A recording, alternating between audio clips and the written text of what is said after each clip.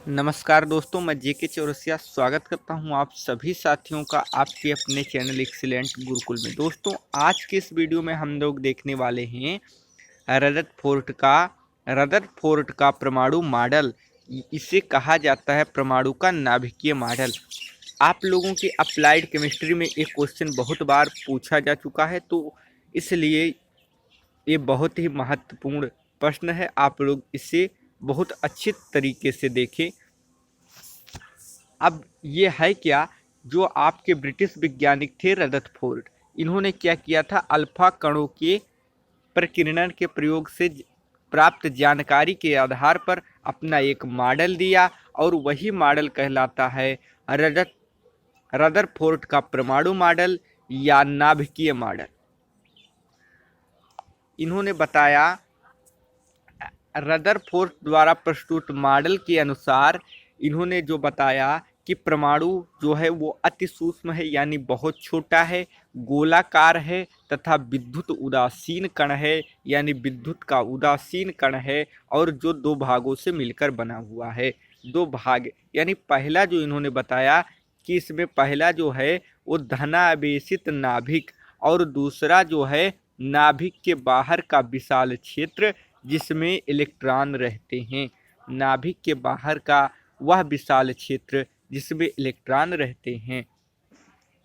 और इन्होंने क्या बताया, इन्होंने बताया कि जो परमाणु का कुल धनावेश है, यानी उसका जो समस्त धनावेश है और समस्त जो द्रव्यमान है, वो परमाणु के केंद्र में एक अति सूक्ष्म भाग में संचित रहता है। जो परमाणु का कुल धनावेश है और समस्त जो उसका द्रव्यमान है, वो परमाणु के केंद्र में एक सूक्ष्म भाग में संचित रहता है। उसी को हम परमाणु का नाभिक कहते हैं। ये बात रदरफोर्ड साहब ने बताई। उसके बाद इन्होंने क्या बताया कि नाभिक की जो त्रिज्या होती है, नाभिक की त्रिज्या 10⁻⁻13 सेंटीमीटर से 10⁻12 सेंटीमीटर इतने तक होती है। और जो परमाणु की त्रिज्या होती है, जो परमाणु की आपकी त्रिज्या होती है, वो 10⁻8 लगभग 10⁻8 सेंटीमीटर होती है। अगला पॉइंट इन्होंने क्या बताया, अगला पॉइंट इन्होंने बताया कि परमाणु में इलेक्ट्रॉन धनावेशित नाभिक के चारों ओर अपेक्षाकृत अधिक दूरी पर विभिन्न कक्षाओं में घूमते रहते हैं। अपेक्षाकृत अधिक दूरी पर विभिन्न कक्षाओं यानी भिन्न भिन्न कक्षाओं में घूमते रहते हैं।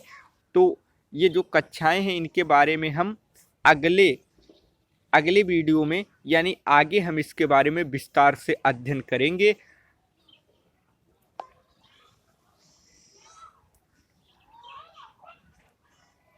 अगला पॉइंट इन्होंने बताया कि परमाणु में इलेक्ट्रॉनों की संख्या परमाणु नाभिक पर स्थित धनावेश के यूनिटों की संख्या के बराबर होती है। इन्होंने बताया कि जो परमाणु के नाभिक पर स्थित धनावेश हैं, जो इलेक्ट्रॉनों की संख्या है, वो स्थित धनावेशों की संख्या यानी जो ऋण आवेश वाले हैं और जो धन आवेश वाले हैं, इनके यूनिटों की जो संख्या है वो बराबर होती है। इसीलिए जो परमाणु है वो विद्युत का उदासीन होते हैं, परमाणु विद्युत उदासीन होते हैं। पांचवा पॉइंट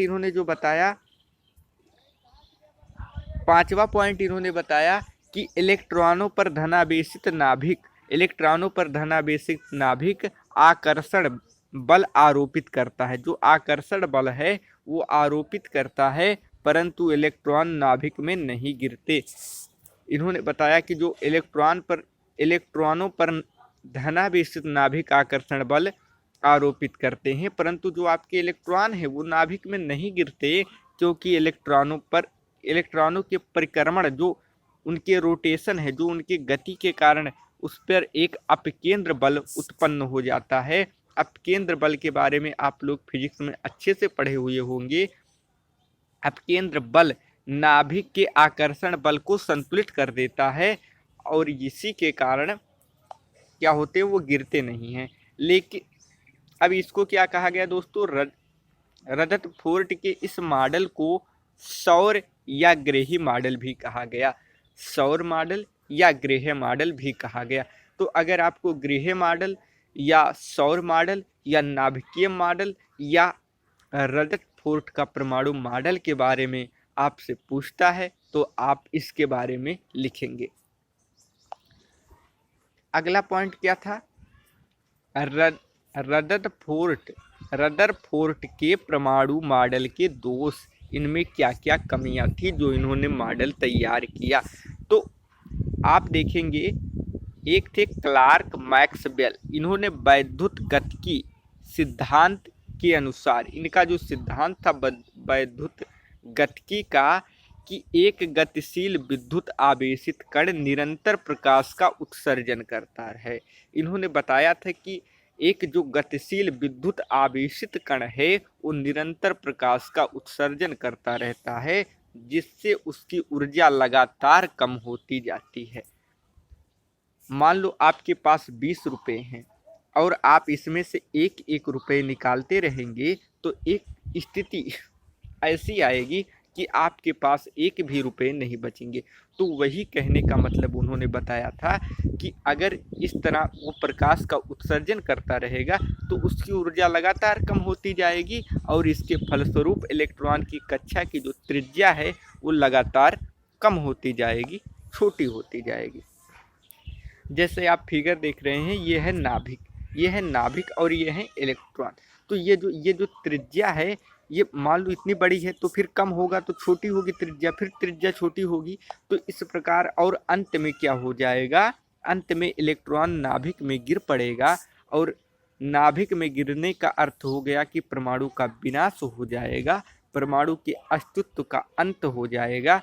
परंतु ऐसा कभी नहीं होता, क्योंकि जो परमाणु है एक अस्थाई सिस्टम है, एक अस्थाई सिस्टम है, ये कभी नष्ट होने वाला सिस्टम नहीं है। और रदरफोर्ड का मॉडल परमाणु निकाय यानी परमाणु के जो सिस्टम के अस्थायित्व यानी स्टेबिलिटी की व्याख्या करने में असफल रहा और इसीलिए ये मॉडल जो था वो फेल हो गया। दोस्तों, मैं उम्मीद करता हूँ ये सेशन आप लोगों को बहुत अच्छे से समझ में आया होगा। और जिन साथियों को पीडीएफ नोट चाहिए वो हमारे टेलीग्राम ग्रुप को निःशुल्क ज्वाइन करें। वहाँ पर आपको सारे वीडियो, सारे पीडीएफ बिल्कुल फ्री में मिलने वाले हैं। साथ ही साथ मैं सभी साथियों को एक बार, उन सभी साथियों से मैं विनम्र निवेदन करता हूं कि इस वीडियो को ज़्यादा से ज़्यादा शेयर करें और चैनल को अगर अभी तक सब्सक्राइब नहीं किया तो सब्सक्राइब कर लीजिए। इसी के साथ साथियों, मैं आप लोगों से विदा लेता हूं। मिलेंगे आप सभी लोगों से एक नई वीडियो में नई जानकारी के साथ। तब तक के लिए नमस्कार। जय हिंद, जय भारत।